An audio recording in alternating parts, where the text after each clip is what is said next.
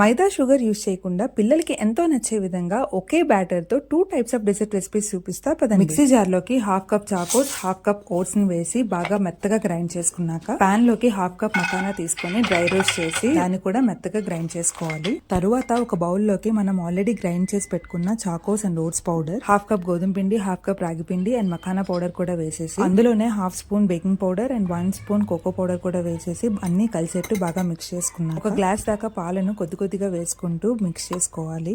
ఈ కన్సిస్టెన్సీ వచ్చేంత వరకు మిక్స్ చేసుకున్నాక స్వీట్నెస్ కోసం నేను జాగరీని యూజ్ చేస్తున్నాను. అరకప్పు దాకా బెల్లాన్ని వాటర్ లో కరిగించి ఇలా ఫిల్టర్ చేసుకుని ఈ బ్యాటర్ లో కలిపేసుకోవాలి. తర్వాత 4-5 drops vanilla essence and 1 spoon melted butter ని వేసేసి బాగా మిక్స్ చేసుకుని పక్కన పెట్టేసుకోవాలి.